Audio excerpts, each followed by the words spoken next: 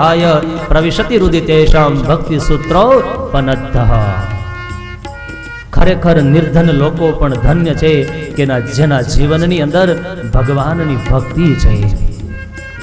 हजारों वर्ष सुधी सोमवल्लीनु पान करनार ब्राह्मण करताय स्वपच एवो भगवाननो भक्त भारतनो ऋषिकेय उत्तम छे। वળી भगवान भक्ति रूपी सूत्रपनद्धः, सूत्र रूपी भक्ति रूपी दोरी थी बंधाई भगवान पोताना धामनो पण त्याग करी अने भक्तनी भावनानी दोरी थी बंधाई आखुं जीवन नचे नाचे छे ने नचावे छे। अने जो शबरी याद राख, जेना जीवननी अंदर भक्ति नथी ए जीव केवो छे। भक्तिहीन नर सोहय कैसा, भक्तिहीन नर सोहय कैसा, बिनु जलवारी दे कहि तैसा, बिनु जलवारी देखै जैसा। कह रघुपति सुनि भामिनी बाता, रघुपति सुनु भामिनी बाता। मानहु एक भगति करनाता, मानहु एक भगति करनाता। भक्ति करे कष्ट हरि घटाड़े, भक्ति करे कष्ट हरि घटाड़े। सोले लखे सोय बड़े मटाड़े, सोले लखे सोय बड़े मटाड़े। विश्व बिहारी लालजी महाराज कहे छे कि जो जीवननी अंदर भक्ति हशे ने तो जीवननी अंदर सूली ऊपर चढ़वाना जे दुखो लेखा हशे ए कांटाथी मटाड़ी देशुं, पण जो जीवन में भक्ति हशे तो एम हे सबरी जेना जीवन में भक्ति नथी ने ए जीव सुकाई गेला सरोवर जेवो छे। बिनु जलवारी देखाई तैसा, सुकाई गेला सरोवर ने किनारे सज्जनो सांज पड़े न पशु पक्षीओ पछी नथी आवता। मनुष्योई सुकाई गेला सरोवर ने किनारे जईने नथी बेसता। ए तो जेना जीवननी अंदर भक्तिनु सरोवर भर्यो होय, ताजगीनु सरोवर भर्यो होय, बस एज किनारा उपर बेसीने हजारों जीवात्माओ मोक्षना मार्ग मेळवता होय छे। अने भक्ति माटे तो नारद सूत्र तमे जुओ, मुका स्वादनवत परम प्रेम स्वरूपा। भक्ति नी उपमा आपी के भक्ति केवी छे तो के जे मूंगो माणस साकर खाय, स्वाद अनुभवे अने पछी कोई पूछे के बताओ साकर केवी लागी। मूंगो माणस स्वाद चाख्यो, जीभ नथी बोली शकवानो नथी। मूंगा माणस साकर नो स्वाद नो अनुभव करी शके पण ये अनुभव बतावी नथी शकतो। पुष्प जोई शकाय, पुष्पनी सुगंध लई शकाय पण सुगंध नु वर्णन न थई शके। एम नारद भक्ति सूत्र में भक्ति नी व्याख्या बतावी, भक्ति नो अनुभव थाय पण अभिव्यक्ति शब्द थी न थाय। आ जीवात्मा माटे भक्ति ए मोक्ष नु साधन छे। अने हे शुद्ध पुराणीओ, शास्त्र सारश्च सैवही, तमाम शास्त्र मात्रनो जो कोई सार होय, कृष्ण भक्तिर ही साध्यते। भगवान ना चरण में निष्काम भक्ति जागे एज शास्त्र नो निचोड़ छे। व्रत दान तप होम यज्ञ आ बधानो अंतिम श्वास, आ बधानी अंतिम फल भगवान ना चरण में प्रेम जागे। अने स्वावतार प्रयोजन, भगवान ना अवतारों नु प्रयोजन शुं छे? जे भगवान कृष्ण गीतानी अंदर कहे छे, यदा यस्मिन् समये धर्मस्य हानिर्भवति तदा हम आत्माने सृजाम्यहम्। पार्थ, अधर्मनी हानि थाय छे त्यारे हूँ मारा आत्मानु सर्जन करूं छुं। परित्राणाय साधूनां विनाशाय च दुष्कृतां। સદ્ધર્મના સંરક્ષણ માટે, સંત મહાપુરુષોના રક્ષણ માટે અને અધર્મની જે હાનિ કરી અને સદ્ધર્મને પુનઃ આ પૃથ્વીની પીઠ ઉપર સ્થાપિત કરવા માટે પાર્થ મારું અવતરણ કાર્ય થાય છે. પણ ભગવાન અવતારનું પ્રયોજન પણ એ જ બતાવ્યું છે કે ફરીવાર છિન્ન ભિન્ન થયેલો આ ધર્મ ઉપર અનેક થયેલા તાંડવોથી વિશીર્ણ થયેલા એ ધર્મને પુનઃ યૌવનત્વ આપી અને એ ધર્મના વિશાળ વટવૃક્ષ બનાવી અને જે વિશાળ વટવૃક્ષ નીચે હજારો અનંત જીવાત્માઓ અનંત યુગો સુધી બેસી અને મોક્ષના ભાતા ભરવા એ પરમાત્માના અવતારનું પ્રયોજન છે. કિમ કર્મ, ભગવાનનું કર્મ શું? એમ કર્મ સૃષ્ટિયાદિ લક્ષણમ. ભગવાનનું કર્મ શું? તો કે જગતની ઉત્પત્તિ કરવી અને ઉત્પન્ન થયેલા એ સૃષ્ટિને સ્થિર રાખવી, પોષણ કરવું અને પોષિત થયેલી સૃષ્ટિનો વિનાશ કરવો. કેતા જેનાથી જન્મે છે, જેનાથી બધું જીવે છે, અંતે જેમાં જાય છે એવું પરમાત્માની ઉત્પત્તિ, સ્થિતિ અને પ્રલય એ પરમાત્માનું કર્મ છે. આપણે કર્મ કરીએ, નથી કરતા? જાગ્યે ત્યાંથી લઈ સાંજ સુધી, રવિવારથી લઈ સોમવાર સુધી, અરે 1 તારીખથી લઈને 31 તારીખ સુધી, અરે જન્મથી લઈ અને મૃત્યુ સુધી જે પણ કરીએ છીએ બધું શું છે? કર્મ છે. પણ આપણા કર્મની પાછળ આશાઓ અને અપેક્ષાઓ ડોકા કાઢે છે. પરમાત્મા કર્મ કરે છે, કરેલા એ પરમાત્માનું કર્મ લીલા ગણાય છે. કારણ કર્મની અંદર કોઈ આશા નથી. એને નાના નાના બાળકો સમુદ્રને કિનારે રમતા હોય, બગોલાઓ બનાવીને રેતીના મકાનો બનાવ્યા હોય અને કોઈનો પગ અડી જાય બાળક રડવા મળે. પણ સાંજ થાય અને ભેળપુરી વાળા જતા રહે અને એ જ સમુદ્રને કિનારે સૂર્યનારાયણ આથમવાની તૈયારી હોય અને એમાં એનું એ જ બાળક ઘરે જવાનો સમય થાય, સ્વયં એ રેતીના મકાનને લાત મારીને ઘેર આવતો રહે છે. બાળક રડતું નથી. એમ પરમાત્માની ઈચ્છા થઈ એકો અહમ બહુશ્યામ, એકમાંથી અનેક થાવ એટલે એને આ રેતીના બધાય પૂતળાઓ બનાવી દીધા છે. આ સૃષ્ટિનું સર્જન કરી દીધું છે. એને ઈચ્છા પડશે ત્યાં સુધી રમશે. એને એમ થશે હવે સૂર્યનારાયણ આથમવાની તૈયારી થઈ, લાત મારીને જતા રહેશે. એ તમને મને પૂછવા નહીં આવે. એમ જગતનું સર્જન કરવું એ પરમાત્માનું કર્મ છે. પણ કર્મની અંદર મોહ નથી. એ પાલન કરે છે, પાલનની અંદર કોઈ આશા નથી અને એનો અંતે ડિસ્ટ્રોય, નાશ થઈ જાય છે. નાશની અંદર કોઈ એને શોક નથી. એ પ્રભાસ પાટણ પ્રાચીનો પીપળો અને ભગવાન કૃષ્ણ એક પગ ઉપર બીજો પગ ચડાવીને બેઠા છે અને પોતાની જ નજર સમક્ષ આખું યદુકુળ કપાય અને એના શરીરમાંથી નીકળેલી રક્તની ધારાઓ સમુદ્રની અંદર મળી જતી હતી. અને છતાં એ ભગવાન કૃષ્ણના મુખ ઉપર કોઈ શોકની રેખા નહોતી.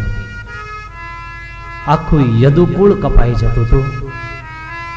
વારુણી મદિરાનું પાન કર્યું અને પરસ્પર ઉન્મત્ત બનેલા એ ભગવાન કૃષ્ણના સંતાનો, એ ભગવાન કૃષ્ણના જીવનની કહાનીની પોથી તો ખોલો ક્યારેક.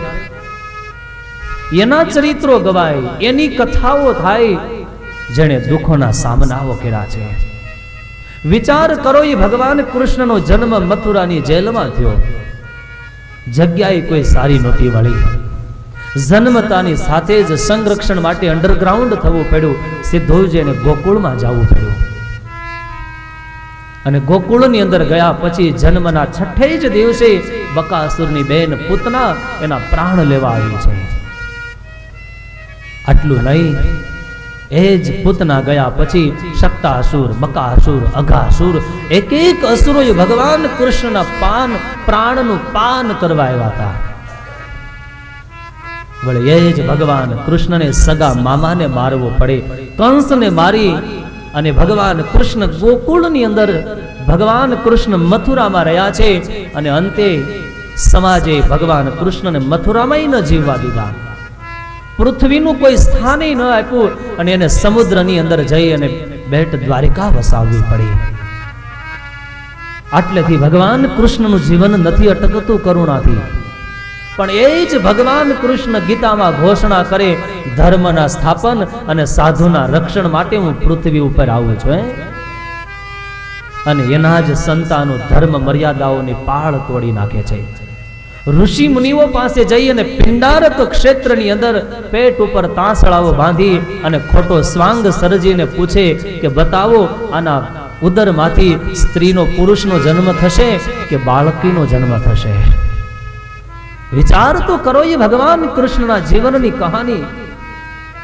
ઋષિ મુનિઓ અંતર દ્રષ્ટિ કરીને ખબર પડી, આ ભગવાન કૃષ્ણનું સંતાન, જેના પૂર્વજોના હાથ ઋષિ મુનિઓના ચરણ અને ગળાની અંદર હાથ પહેરાવવા માટે ટેવાયેલા હતા, એ જ કૃષ્ણના સંતાનો એ ઋષિ મુનિઓના અપમાન કરે છે. ઋષિ મુનિઓએ શાપ આપ્યો, જાઓ આના પેટથી પુરુષે નહીં જન્મે, સ્ત્રી નહીં જન્મે, આના પેટમાંથી જે જન્મશે એ યદુકુળનો નાશ કરશે. આટલેથી ભગવાન કૃષ્ણનું જીવન નથી અટકતું. એ જ ભગવાન કૃષ્ણ જ્યારે દ્વારિકાની અંદર રહે છે અને એ જ દ્વારિકાની અંદર વારુણી મદિરાનું પાન કરે. વિચાર તો કરો, જે ઋષિ મુનિઓ જેનો નિષેધ કરે, ભગવાન અવતાર લઈ અને અખાય ખેય પદાર્થ ન ખાવ, ગાળા વગરનું પાણી ન પી શકાય, અને એ જ કૃષ્ણનું સંતાન ધર્મ મર્યાદાની પાળોને તોડી અને વારુણી મદિરાનું પાન કરે છે. એના જીવનનું એક એક ક્ષેત્ર તમે ખોલજો અને એક એક ક્ષેત્રમાંથી તમને જાણવા મળશે. એમ સજ્જનો આપને એ બતાવું છું કે પરમાત્મા જે કાર્ય કરે, પ્રાચીને પીપળે બેઠા છે, યદુકુળ કપાઈ રહ્યું છે, પરસ્પર લડી રહ્યા છે, કોઈ કોઈની વાત માનવા તૈયાર નથી, છતાં એક પગ ઉપર પગ ચડાવી અને કોઈ જાણે યોગી વર્ષોથી સાધના કરી અને પરમાત્માની મૂર્તિનું દર્શન કરે, અને દર્શન કરતા કરતા ચહેરામાં જે પ્રસન્નતા હોય એ જ પ્રસન્નતા ભગવાન કૃષ્ણના ચહેરા ઉપર હતી. અને પારધી આવીને બાણ મારે ભગવાન કૃષ્ણને, અને પારધીના હાથનું બાણ ખાધું છતાંય મારનારને મર નથી કીધું. અને છતાંય ભગવાન કૃષ્ણ દારૂકને કહે છે, જા દારૂક, દ્વારિકાવાસીને કહી દેજે આજથી 7મે દિવસે એ સમુદ્ર સોનાની દ્વારિકાને ડુબાડી દેશે. હું તમને પ્રસંગ એ કહેવા માંગુ છું, આપણે નિર્માણ તો કરીએ છીએ, બિલ્ડિંગો બનાવીએ છીએ, અરે બાળકોનું ભરણ પોષણ કરીએ છીએ, અમારી વૃદ્ધાવસ્થામાં સેવા કરશે, પણ આ આશામાં આ અપેક્ષાઓ જ્યારે આવે છે અને બાળકો જ્યારે સેવા નથી કરતા, એ અપેક્ષાઓની ઉપેક્ષાઓ થાય છે, ત્યારે મૃત્યુનો જન્મ થાય છે. માટે જ આશાઓને છોડી દો. અને એ ભાગવતની અંદર ઉલ્લેખ બતાવ્યો છે કે આ જગતની અંદર યાદ રાખજો, કારણ વગર કોઈ કૃપા કરતું નથી.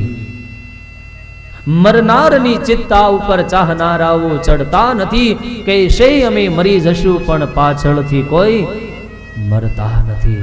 અરે બળતી જોઈએ આગને, આગમાં કોઈ પડતા નથી, આગમાં તો શું એની રાખ નહીં, કોઈ અડતા નથી. તમારા વગર અમે ન જીવી શકીએ, આ ભ્રમણામાં, આ શબ્દની જાળમાં ફસાઈ નહીં જાતા.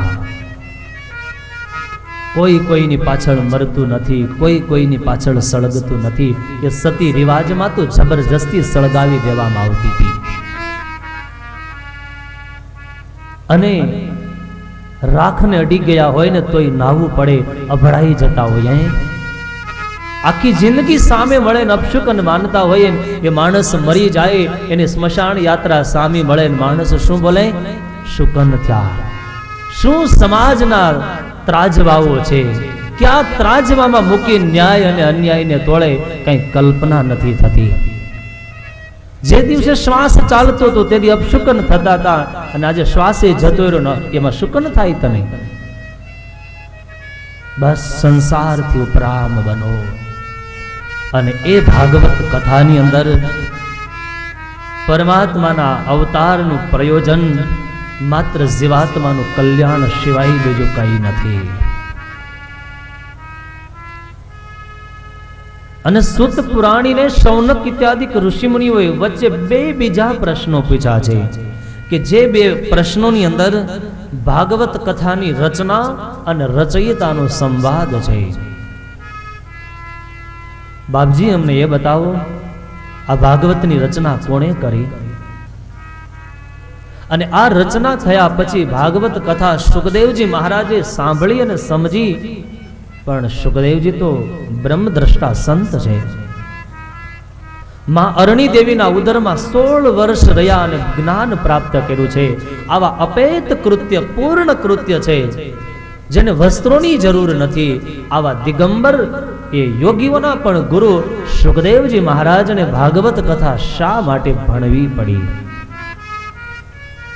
ત્રીજો સવાલ છે કે જેને હાથમાં હસ્તિનાપુરના ગાદીના સૂત્રધાર હતા અને એ ભર યુવાની એ પહોંચેલો, એ પાંડવોનું ઉત્તરાધિકારી સંતાન પરીક્ષિત મહારાજની અનશન વસ્ત્રો લઈ, અનશન વ્રત લઈ અને ગંગાજીને કિનારે આવી અને એને શા માટે ભાગવત કથાનું શ્રવણ કરવું પડ્યું? બહુ ધ્યાનથી સાંભળજો. મૂળ માત્ર જ લઉં છું, અને મૂળ માત્ર એટલા માટે લઉં છું, મૂળ છે એ સોલિડ છે, 16 વલ્લા સોનું છે. આમાં કોઈ ભેળછેળ નથી. અને આ એક એક શબ્દ તમારા કાન સુધી જશે તો તમારા કાનના પાપ ધોવાઈ જશે. હૃદય સુધી પહોંચવા દેશો તો હૃદયની કલુષિત વૃત્તિઓ વિશુદ્ધ બની જશે. એ આ ભાગવતની કથા. અને એમાં પેલા જ પ્રશ્નનો પ્રત્યુત્તર આપ્યો છે. પરીક્ષિત મહારાજે જ્યારે કથા સાંભળી ત્યારે એની એજ કેટલી હતી ખબર તમને? ઉંમર કેટલી હતી? અહીંયા સવાલ પૂછો ને કે યુવાનીમાં એને ઘરબારનો ત્યાગ કરી અનશન વ્રત લઈ અને કથા શા માટે સાંભળવી પડી? એ 65 વર્ષના હતા. કેટલા? 65 યર્સ ઓલ્ડ. આપણે 35 વર્ષે યુવાન હોય એવી કલ્પના કરી શકીએ? ભીષ્મ પિતામહ જ્યારે કુરુક્ષેત્રના મેદાનની અંદર લડતા હતા ત્યારે એની ઉંમર કેટલી હતી ખબર? 165 વર્ષની. 165 વર્ષે એ ભારતનો ભડવીર જ્યારે લડતો હતો તે દિવસે 18 દિવસ સુધી યુદ્ધ ચાલ્યું ને 10મા દિવસનું યુદ્ધ એમ કહેવાય છે કે ભીષ્મ પિતામહ એક બાણ છોડે અને આખું કુરુક્ષેત્રનું મેદાન ભીષ્માકાર બની જતું હતું. તમારી યુવાન અવસ્થા ક્યારે શરૂ થાય અને યુવાન અવસ્થા ક્યારે પૂરી થાય, ઓન ડિપેન્ડ ઓન યુ. આધાર તમારા ઉપર છે. આજે તો 35 વર્ષનો થાય ને યુવાની ખખડી જાય, ઓલા ગાડીના પાટા ઉતરી જાય ને એમ, એને પાછા એ કુંભાર પાસે લઈ જવા પડે, તપાવવા પડે. એમ જીવનની અંદર નિરાશાઓ પડી છે, કંઈક આશાઓ પડી છે, કંઈક બીજાઓનું ખરાબ થાય એવી વેર વૃત્તિઓ પડી છે. તમારા અને મારા માનસને તણાવગ્રસ્ત કરી દીધું છે. જ્યાં જાઓ ત્યાં કોમ્પિટિશન. નાની એવી વસ્તુ લેવી, આ લઉં, આ લઉં, આ લઉં, કઈ લઉં? માણસ નક્કી નથી કરી શકતો. ગાંધીજીએ સ્વપ્ન સેવ્યું હતું, મારા દેશનો કોઈ નાગરિક ભૂખો ન રહેવો જોઈએ, કોઈ કપડા વગરનો ન હોવો જોઈએ. પણ છતે કપડા વગરના થયા છે. એ ભારતના ઋષિ મુનિઓની જે પરંપરાઓ હતી એ તોડી નાખી છે અને અંતે સમાજ અધોગતિની ખાઈમાં ઉતરી ગયો છે.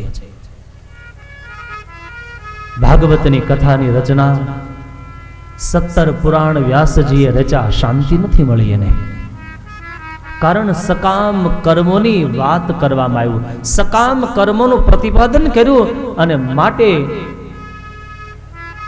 કહેવામાં આવે છે કે સકામ કર્મ જીવાત્માને દૂર દૂર સુધી લઈ જાય છે અને અંતે માણસ કર્મની અંદર લોલુપ બને, આખું જીવન પૂરું થઈ જાય.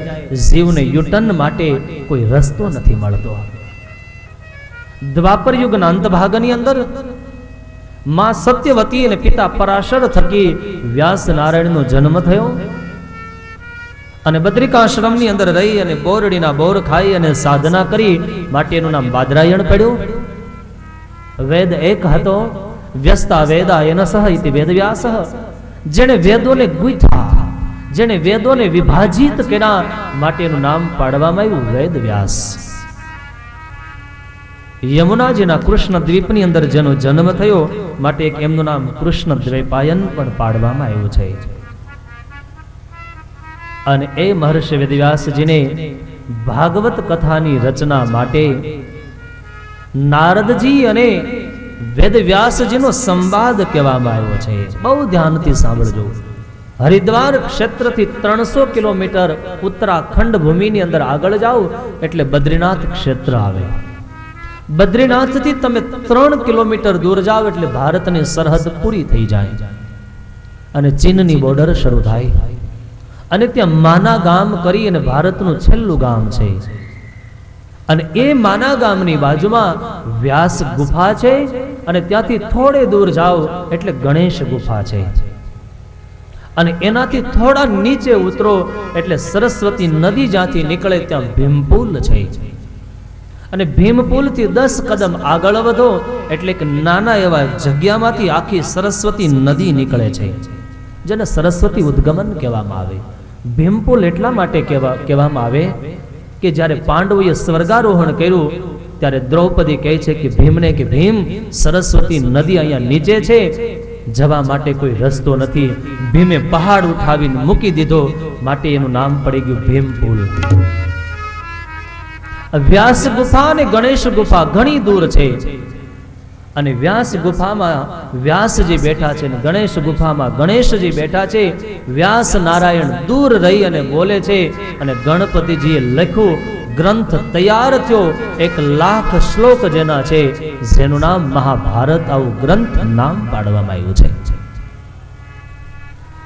અને એ સરસ્વતી નદીના કિનારાના ઉત્તર ભાગની અંદર શમ્યાપ્રાસ નામનો આશ્રમ છે. એ શમ્યાપ્રાસ આશ્રમની અંદર રહી અને વ્યાસ નારાયણ પોતાનું જીવન વ્યતીત કરે છે. એમાં એક દિવસ ખિન્ન બન્યા છે. નારદજી પધાર્યા છે, કુશળ અંતર પૂછ્યા છે. પારાશર્ય મહાભાગ ભગવતઃ કશ્ચિદાત્મના પરિતુષ્યતિ શારીર આત્મા માનસેવ. નારદજી, સ્વાગત સન્માન તો થયું, પણ સવાલ પૂછ્યો છે, તમે આત્માથી, મનથી અને શરીરથી સ્વસ્થ તો છો ને? કોને પૂછ્યું? વ્યાસ નારાયણને. અને ત્યારે વ્યાસ નારાયણ કહે છે, નારદ, ભગવત કૃપાથી તમારી ગતિ અટકતી નથી. તમને બધું જ જ્ઞાન છે ને છતાંય આપ પૂછો છો. મેં 17 પુરાણો રચ્યા, મારા મનમાં હજી શાંતિ નથી થઈ. ત્યારે નારદજી કહે છે, વ્યાસ નારાયણ, તમે જે શાસ્ત્રો રચ્યા છે એમાં સકામ કર્મોનું વધારે પડતું મહાત્મ્ય બતાવ્યું છે. આવશ્યક છે, સકામતા હોવી જોઈએ.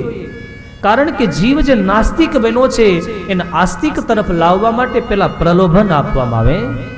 એકવાર ગંગા સ્નાન કરો ને કરોડો જન્મના પાપ બળી જાય, પણ ધીરે ધીરે એને નજીક લાવવામાં આવે. અને જ્યારે યાદ રાખજો, તમારી ઈચ્છાઓ ભગવાન પૂરી કરે ત્યારે માનજો તમારા ઉપર ભગવાનની સાધારણ કૃપા છે. તમારી ઈચ્છાને ભગવાને પૂરી કરી નાખે. જોબ સારી મળી ગઈ, સગાઈ સરસ થઈ ગઈ, ફ્લેટ લેવાઈ ગયો, ગાડી મળી ગઈ, દીકરાઓ થઈ ગયા, તમારી ઈચ્છાઓ પૂરી થઈ. આનું નામ ભગવાનની સાધારણ કૃપા છે. પણ તમારી ઈચ્છાને જ જેથી પૂરી કરી નાખશે, ઈચ્છાનો અંકુર નીકળવા જ નહીં દે, તે દિવસે યાદ રાખજો પરમાત્માની તમારા ઉપર અસાધારણ કૃપા છે. નારદજી કહે છે, વ્યાસ નારાયણ, જીવાત્મા સહેજે કળયુગની અંદર ફળની અંદર આસક્ત રહેશે, માટે ભગવાનને કેન્દ્રમાં રાખી અને ભગવાનની મહિમાનું ગાન કરતો ભાગવત જેવા ગ્રંથની રચના કરો. નારદજીએ પોતાના પૂર્વ જન્મની કથા કીધી છે અને નારદજી કહે છે કે વ્યાસ નારાયણ, ભક્તિની અંદર શું શક્તિ રહેલી છે? ભક્તિ થકી જ પરમાત્મા જીવને વશ થતા હોય છે. અને આજથી હજારો વર્ષ પૂર્વે જેણે જેણે ભગવાનની પ્રાપ્તિ કરી છે એ બધા જ જીવાત્માઓ ભક્તિ રૂપી સાધનથી જ પ્રભુને પામ્યા છે. સદગુરુ મુક્તાનંદ સ્વામી હોય તોય ભલે, મેં તો નરસૈયો હોય તોય ભલે, કે મેવાડની અંદર રહેલી મીરા હોય તોય ભલે, પણ એના જીવનની અંદર ભક્તિ યુવાન અવસ્થાએ ઉભી હતી. જ્ઞાનની અંદર વૃદ્ધ બનજો, ભક્તિમાં બાળક બનજો. અને કર્મની અંદર યુવાન બનજો. આ ભારતના ઋષિઓના સૂત્રો છે. નારદજીએ પોતાના પૂર્વજન્મની કથા કીધી કે ભક્તિના માધ્યમથી હું દાસી પુત્ર હતો અને મને આવું સરસ મજાનું જો શરીર મળ્યું હોય તો એની પછવાડીનું કારણ ભક્તિ હતી. નારદજી પોતાના લોકની અંદર ગયા છે. વ્યાસ નારાયણે સરસ્વતી નદીનું જળ લઈ આચમન કરી અને અંતર સન્મુખ વૃત્તિ કરી છે. અને અંતર સન્મુખ વૃત્તિ કરી અને અંતર આત્મામાં જે અનુભવ થયો અને એ અંતર આત્મામાં થયેલો અનુભવની ભક્તિ મનસાયુક્તેન ભક્તિયુક્ત મન વાળાએ મહર્ષિ વેદવ્યાસજીએ ભાગવત રૂપી ગ્રંથની રચના કરી છે. આ ગ્રંથ સમાધિ ભાષાનો ગ્રંથ છે. કોઈ આજકાલના કવિની કલ્પના નથી. અને સમાધિમાં કલમ ઉપડી છે અને કલમ ઉપડતા 18,000 શ્લોકો લખી નાખ્યા છે. 335 જેના અધ્યાય છે, 84 જેટલી જેની અંદર સ્તુતિઓ રહેલી છે, 1,00,000 જેના અક્ષરો છે. આવા ભગવાનના અવતારો અને ભગવાનના ભક્તોની કથાથી યુક્ત શ્રીમદ ભાગવત મહાપુરાણની રચના થઈ છે. 12 સ્કંદ સંમિત પરીક્ષિક સુખ સંવાદ શૃણુ ભાગવતમ સતત. આ ભાગવતનું બાહ્ય કલેવર બતાવ્યું છે. અને ભાગવતની રચના મહર્ષિ વેદવ્યાસજીએ કરી લીધી. રચ્યા પછી વ્યાસ નારાયણે પોતાની કલમને ખોળે મૂકી દીધી છે. પછી કોઈ એક શ્લોક વ્યાસ નારાયણે ક્યારેય નથી લખ્યો. આવો સરસ મજાનો ગ્રંથ લખાયો, હવે કોને આપવો? અંતે આ ગ્રંથ સુખદેવજી મહારાજને વેદવ્યાસજીએ સંભળાયો છે. અને અંતે સુખદેવજી મહારાજે વિનંતી કરી, આદેશ આપો. અને ત્યારે વ્યાસ નારાયણ કહે છે કે સુખદેવ, હે પુત્ર, બસ એક જ આદેશ છે. આ સાકાર સ્વરૂપનું પ્રતિપાદન કરનાર ભાગવત રૂપી સદગ્રંથને ગેહે ગેહે જને જને એક એક વ્યક્તિ સુધી પહોંચાડજે. સંસારથી થાકેલો, હારેલો, ભટકેલો જીવને એક શાંતિનો અનુભવ કરાવનારો આ સદગ્રંથ બની રહેશે.